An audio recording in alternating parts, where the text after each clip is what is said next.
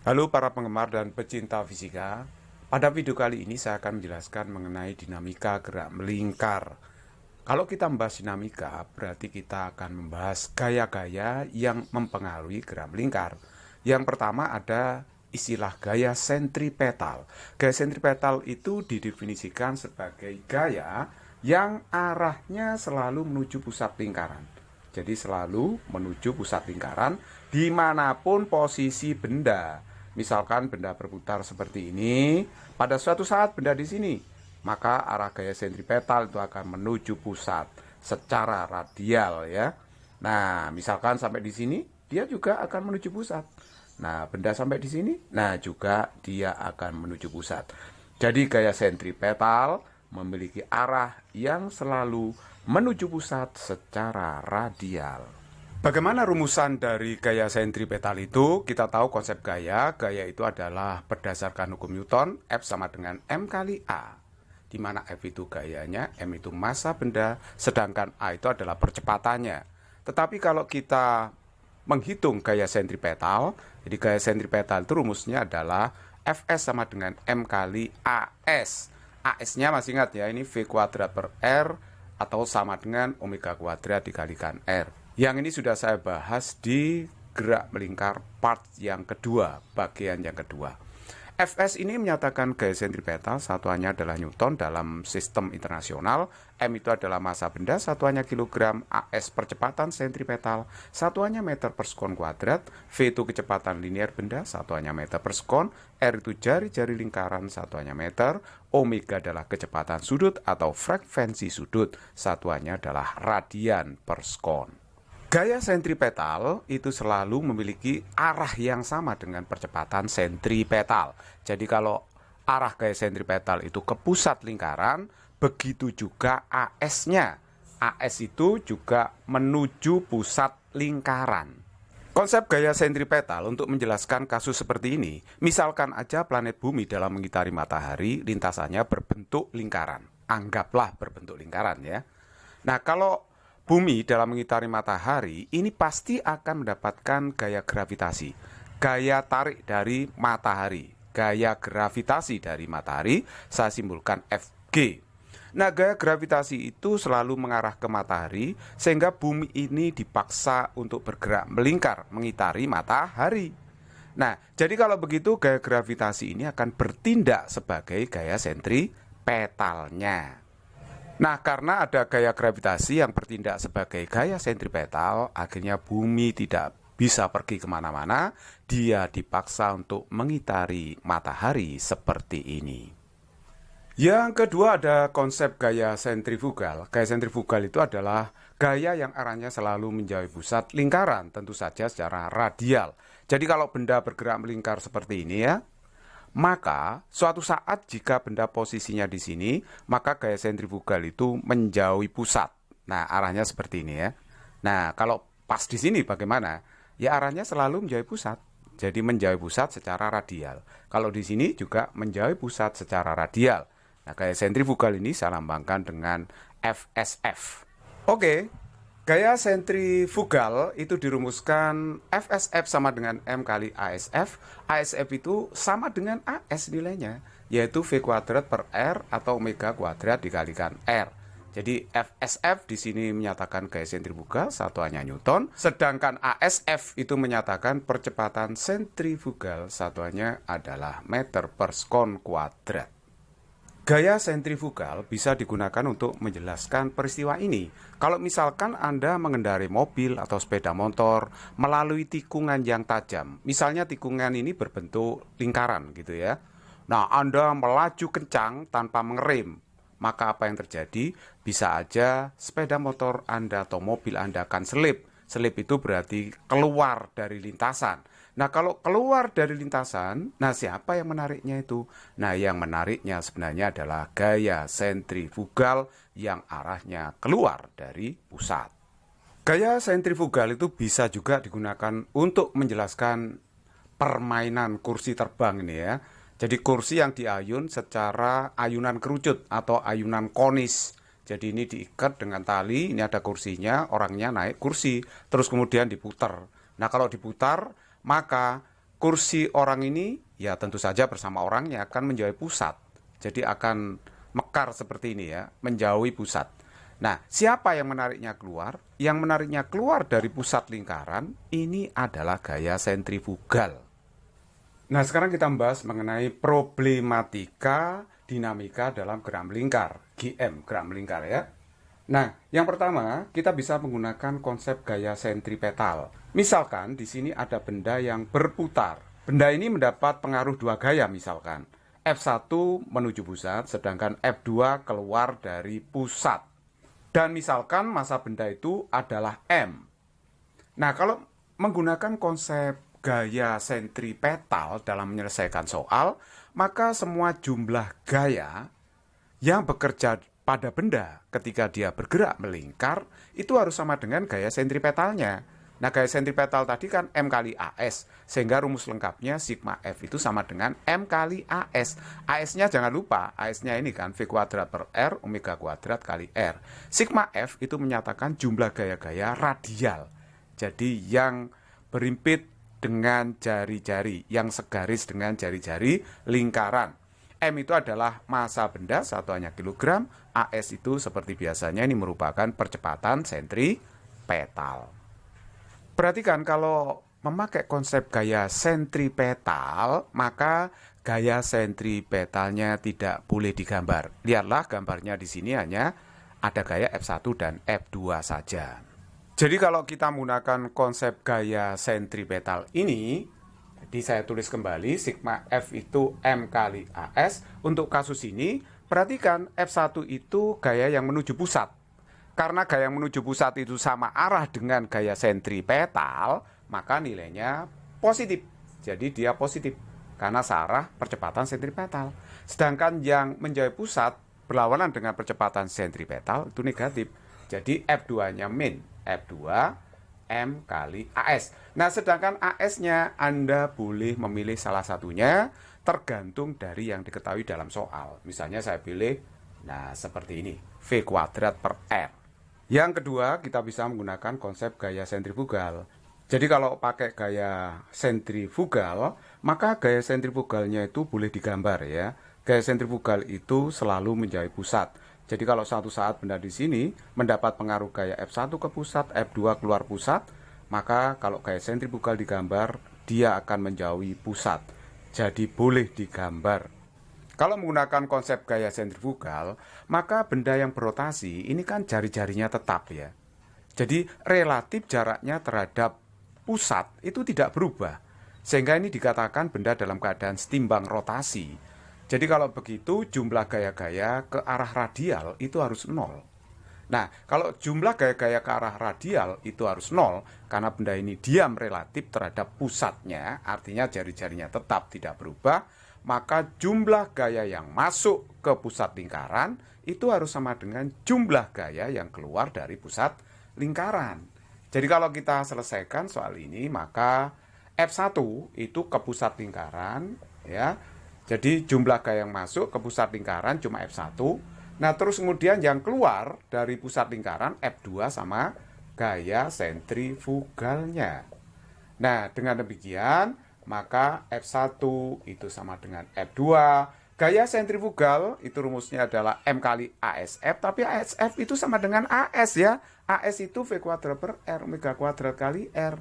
Jadi kalau begitu ini M, ASF saya ganti, ini kan boleh V kuadrat per R, atau menggunakan omega kuadrat kali R. Jadi kalau begitu kita akan mendapatkan persamaan yang sama dengan yang tadi. Sama persis. Cuma ini menggunakan konsep gaya sentrifugal. Keuntungan menggunakan konsep gaya sentrifugal ini adalah ketika benda bergerak melingkar mendapat gaya-gaya yang kompleks. Banyak sekali gayanya yang nimbrung, jadi kita membutuhkan uraian gaya-gaya. Nah, oleh sebab itu kita membutuhkan yang namanya konsep gaya sentrifugal. Kalau saya sering menggunakan gaya sentrifugal ini dalam menyelesaikan soal-soal dinamika gerak melingkar, karena lebih cepat menyelesaikan soal dan lebih efektif. Untuk lebih jelasnya, saya akan memberikan contoh soal. Contoh soal nomor 1, batu masanya 2 kg diikat dengan tali yang panjangnya 0,5 meter, kemudian diputar membentuk bidang lingkaran tegak lurus dengan tanah. Bila kecepatan sudut putar 10 radian per sekon, maka hitunglah tegangan tali pada saat batu di titik terendah.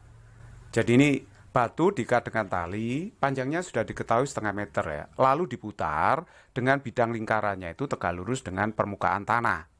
Nah, berapakah tegangan tali pada saat batunya di titik terendah? Nah, ini titik terendahnya ya. Kalau kita gambar gaya-gayanya, pada batu itu bekerja gaya berat. Terus kemudian ada tegangan tali, lihatlah ini gaya aksi reaksi, tegangan tali saya simbolkan T besar ya. Jadi arahnya berlawanan seperti ini. Kalau kita melihat batunya, maka gaya tegang tali yang bekerja pada batu itu yang arahnya menuju pusat. Kalau T yang arahnya keluar pusat, ini bekerja pada titik O, bukan pada benda ya. Jadi yang kita lihat itu adalah bendanya yang bermassa M ini. Kalau kita menggunakan konsep gaya sentripetal, maka jumlah gaya itu harus sama dengan M kali AS. Nah, karena T, tegangan tali ini yang bekerja pada benda menuju pusat, berarti positif, karena searah dengan AS-nya. Sedangkan W keluar pusat negatif. M, AS-nya saya memakai omega kuadrat kali R. Karena dalam soal ini yang diketahui omeganya. Nah, ini yang diketahui dalam soal jari-jari setengah meter, kecepatan sudut 10 radian per sekon, percepatan gravitasi kalau tidak tahu dianggap 10 meter per sekon kuadrat. Jadi kita tinggal memasukkan aja, T min W itu M kali G ya. Jadi W itu adalah M kali G, berat benda. W-nya itu M kali G, berarti M-nya 2 kilo. Lihatlah soal itu jelas, M-nya 2 kilo, G-nya adalah 10, M-nya 2, omeganya 10, kuadrat R-nya adalah setengah. Jadi kalau begitu T-nya di sini adalah 100 ditambah dengan 20, berarti 120 Newton. Nah, ini dengan menggunakan konsep gaya sentripetal. Lihatlah gaya sentripetal, tidak ada gambarnya di sini ya, tidak boleh digambar. Oke, yang kedua sekarang saya akan menggunakan konsep gaya sentrifugal untuk menyelesaikan soal ini. Jadi soalnya tetap. Cuma kalau kita menggunakan konsep gaya sentrifugal, sekarang pada benda yang bermassa M ini bekerja gaya tambahan, yaitu gaya sentrifugal yang arahnya keluar dari pusat. Nah, kita tahu bahwa kalau menggunakan konsep gaya sentrifugal, maka jumlah gaya yang masuk ke pusat itu harus sama dengan jumlah gaya yang keluar dari pusat. Nah, itu harus timbang rotasi, karena benda ini tetap pada lintasan. Yang masuk itu cuma T aja kan, cuma tegangan tali, sedangkan yang keluar itu W ditambah gaya sentrifugal. Nah, W itu M kali G, gaya sentrifugal itu M dikalikan ASF. Tapi ASF itu sama aja dengan AS. Saya pakai rumus omega kuadrat kali R. Dengan kata lain, besarnya gaya sentrifugal itu sama aja sebenarnya dengan gaya sentripetal. Yang membedakan cuma arahnya saja. Kalau gaya sentrifugal keluar dari pusat, Fs itu menuju pusat. Nah, M-nya itu 2, G-nya 10 kan. Ini 2, omeganya 10, R-nya adalah setengah. Jadi ini dapatnya 120 Newton. Nah, ini cara 2 ya. Oke, untuk problem selanjutnya saya akan menggunakan konsep gaya sentrifugal untuk menyelesaikan soal dinamika gerak melingkar. Oke, soal yang kedua, ini ada mobil masanya 1000 kg atau 1 ton melintas di puncak bukit berbentuk busur lingkaran yang berjari-jari 50 meter dengan laju linear 10 meter per sekon. Hitunglah gaya tekan mobil pada jalan di puncak bukit. Jadi puncak bukit ini misalkan ya, nah bukitnya berbentuk busur lingkaran, jari-jarinya adalah R. Pada saat mobil di puncak, gaya-gaya apa saja yang bekerja? Saya menggunakan konsep gaya sentrifugal ya. Gaya yang bekerja adalah gaya berat, selalu ke bawah arahnya. Terus kemudian ada gaya tekanan jalan pada mobil berupa gaya normal. Jadi inilah yang ditanyakan nanti, gaya normal itu. Jadi kalau ditanya gaya tekan mobil pada jalan, yaitu berupa gaya normal. Karena kalau mobil menekan jalan, jalan pun akan menekan mobil. Tentu saja itu gaya aksi reaksi, gayanya sama ya. Nah oke, gaya sentrifugal itu arahnya keluar dari pusat. Sebenarnya garis kerjanya berimpit dengan garis kerja gaya berat sama gaya normal. Jadi sebenarnya di sini ya, tapi saya geser sedikit supaya kelihatan gaya sentrifugalnya. Nah, pada persoalan ini kalau menggunakan konsep gaya sentrifugal, maka jumlah gaya yang masuk ke pusat lingkaran harus sama dengan jumlah gaya yang keluar. Kalau jumlah gaya masuk ke pusat lingkaran itu adalah W kan ya. Sedangkan yang keluar itu normal ditambah dengan gaya sentrifugalnya. Jadi W itu adalah M kali G, N-nya ditanyakan. Gaya sentrifugal itu sama aja dengan gaya sentripetal nilainya. Jadi kalau begitu ini dirumuskan M kali AS. AS-nya itu saya menggunakan V kuadrat per R, karena dalam soal ini yang diketahui V-nya. Tapi ini R-nya pakai R besar ya. Nah, M-nya itu adalah 1000, G-nya 10. Nah, sedangkan N-nya ditanyakan, ini 1000, V 10 di kuadrat, R-nya itu 50. Nah, ya kan? Jadi kalau begitu, ini 100 dibagi 50 kan 2. 2 kali 1000, 2000. Berarti ini 10.000 dikurangi 2000 ya. Berarti hasilnya adalah 8000 Newton. Nah, inilah gaya tekan mobil pada jalan di puncak bukit. Soal nomor 3, sebuah benda diikat tali dengan panjang 90 akar 2 cm, kemudian benda tersebut mengalami ayunan konis dengan sudut simpang 45 derajat. Jika percepatan gravitasi 10 meter per sekon kuadrat, maka berapakah kecepatan benda? Nah, ayunan konis itu berarti ayunan kerucut. Jadi ayunannya itu akan berbentuk kerucut seperti ini ya. Jadi mengayun seperti ini, bentuknya seperti kerucut. Nah, ini sudah diketahui ya dalam soal tetanya 45 derajat. Nah, ini sudut simpangnya. L itu adalah panjang talinya 0,9 akar 2 meter. G itu percepatan gravitasi. Jadi kalau benda berputar seperti ini mengayun secara konis, maka jari-jari putarannya itu ini. Nah, ini jari-jarinya. Kita bisa mencari jari-jarinya dengan mudah karena R itu adalah L sin theta. Ingat ya, sin theta itu R per L, depan dibagi miring. Jadi R-nya itu L sin theta. L-nya itu 0,9 akar 2, sedangkan sin 45 jelas setengah akar 2 itu ya. Lanjutkan saja ini 0,9 akar 2. Lah sin 45 derajat itu setengah akar 2 ya kan. Jadi kalau begitu ini akar 2 kali akar 2, 2 dibagi 2 habis. Jadi 0,9 meter. Jadi jari-jarinya 0,9 meter. Nah, ini saya sudah menggambar gaya-gaya yang bekerja pada benda ini ya. Nah, benda bermasa M, gayanya adalah gaya berat, terus kemudian ada gaya sentrifugal yang arahnya keluar dari pusat. Saya menggunakan konsep gaya sentrifugal untuk menyelesaikan soal ini. Jadi kalau WC selalu ke bawah memang ya. Kalau gaya sentrifugal selalu keluar dari pusat secara radial. Sedangkan T itu arahnya ya sepanjang tali ini. Nah, T itu arah vektornya kan saling berlawanan. Jadi T yang bekerja pada masa M itu adalah tegangan tali yang arahnya ke atas. Kalau T yang ke sini itu bekerja pada titik gantung, bukan pada bendanya. Nah, kita tahu bahwa benda ini hanya mengalami 3 gaya, yaitu W, gaya sentrifugal, sama T. Gaya itu vektor. Gaya vektor bisa dipindah-pindah ya. Nah, memindah gaya, memindah vektor, besarnya sama, arahnya pun juga harus sama. Jadi gaya sentrifugal itu bisa saya pindah ke bawah, saya geser ke bawah. Sedangkan T-nya bisa saya pindah, saya geser begini.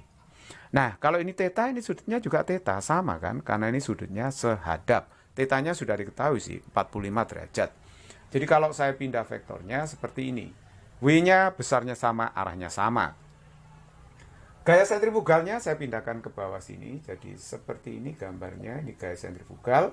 Sedangkan yang miring itu jelas tegangan tali. Nah, ini adalah theta-nya. Tetanya sebelahnya W. Nah, sekarang saya temukan ini ternyata bentuknya segitiga siku-siku. Jadi 3 vektor ini membentuk segitiga siku-siku. Nah, kalau begitu saya bisa mencari tan tetanya itu gaya sentrifugal dibagi dengan W. Karena tan itu depan dibagi samping. Gaya sentrifugal rumusnya sama dengan sentripetal, ya kan? Jadi kalau begitu ini rumusnya mv kuadrat per R. W itu adalah M kali G. Jadi saya coret M-nya.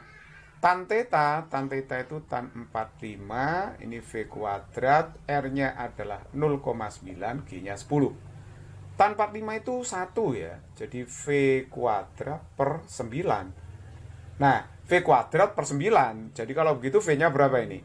berarti V-nya akar 9 yang berarti 3 meter per sekon. Nah, inilah kecepatan linear dari putaran benda itu. Soal nomor 4, kelereng bergerak melingkar dalam bidang kerucut licin dengan kecepatan linear 2 meter per sekon dan jari-jari lintasannya 30 cm. Tentukanlah nilai tetanya. Ini adalah lintasan berbentuk konis atau kerucut. Nah, ini kelereng berputar seperti ini. Tetap berputar seperti ini pada ketinggian tertentu ya. Nah, jari-jarinya adalah R. R-nya sudah diketahui 30 cm. Theta itu adalah sudut kemiringan bidang konis ini terhadap garis vertikal yang putus-putus itu. Nah, sekarang mari kita lihat ya. Ini maksudnya kelerengnya.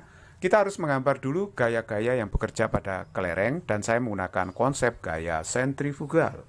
Gaya yang bekerja pada benda ini atau bekerja pada kelereng ini hanya 3 gaya. Gaya berat yang arahnya selalu ke bawah, gaya sentrifugal yang arahnya selalu menjauhi pusat secara radial, terus kemudian ada gaya normal yang arah vektornya tegak lurus pada bidang lintasan ini. Nah, ini yang saya maksud ya. Kalau kita mengerjakan soal yang gaya-gayanya cukup kompleks, maka kita lebih baik menyelesaikan dengan gaya sentrifugal. Lihatlah, ini saya sudah menguraikan gaya-gayanya. Jadi W ini saya uraikan secara bidang. Karena ini sudutnya theta, maka ini theta ya. Ini theta, itu theta. Ini sudut dalam berseberangan. Jadi kalau begitu, uraian yang di samping sudut ini pakai cos. Jadi makanya di sini W cos theta. Otomatis yang lain W sin theta. Jadi W cos itu yang sejajar bidang, sedangkan W sin itu yang tegak lurus bidang. Nah, terus kemudian kalau di sini theta, karena ini tegak lurus, ini sebelahnya 90 min theta, berarti sudutnya ini kan theta. Nah, kalau ini theta, berarti gaya sentrifugal kita uraikan sejajar bidang apa, kemudian tegak lurus apa. Nah, kalau tegak lurus ini gampang, yaitu gaya sentrifugal kalikan cos theta. Karena ini uraian samping sudut, jadi pakai cos. Tetapi yang ini otomatis pakai sin, karena uraian vektor itu selalu cos dan sin. Kalau yang satunya cos, yang lain pasti sin, kan nggak mungkin tan. Oke, jadi kalau begitu saya sudah uraikan. Perhatikan baik-baik ya, kalau kelereng ini tetap pada lintasan, berarti nilai W cos theta dengan FSF sin theta itu harus sama. Kalau W cosnya lebih besar kan turun kelerengnya. Kalau FSF sin theta itu lebih besar daripada W cos, ya naik kelerengnya. Jadi kalau kelereng ini tetap pada lintasannya dengan jari-jari 30 cm, maka nilai W cos theta dengan FSF sin theta itu harus sama. Jadi saya tulis W cos theta itu sama dengan FSF dikalikan dengan sin theta. W itu adalah M kali G dikalikan dengan cos theta. Gaya sentrifugal sama dengan sentripetal. Saya menggunakan rumus MV kuadrat per R, karena dalam soal diketahui V-nya. Dikalikan dengan sin theta. M-nya saya coret. Oke, G-nya kita masukkan yaitu 10. Nah, ini cos theta. Terus kemudian V-nya itu 2, kuadrat R-nya 0,3 meter. Ya kan? Dikalikan dengan sin theta. Jadi perhatikan baik-baik di sini. 10 kali 0,3 itu 3. Ya kan? 2 kuadrat itu 4. Sin dibagi cos itu tan ya. Jadi ini sebenarnya kan sin theta dibagi dengan cos theta. Kalau begitu ini 3, ini 4. Sin per cos itu tan theta. Jadi kalau begitu tan theta itu sama dengan 3/4. Nah, ini sudutnya bisa dianggap istimewa. Kalau tan theta 3/4, maka sudutnya adalah 37. Ya, ini masih ingat segitiga siku-siku istimewa ya. Jadi kalau ini 3, itu 4, 5, maka sudut di depan 3 itu 37. Nah, yang diapit 53 itu adalah sudut 53 derajat. Jadi tan yang nilainya 3/4 berarti sudutnya adalah 37. It's very easy problem.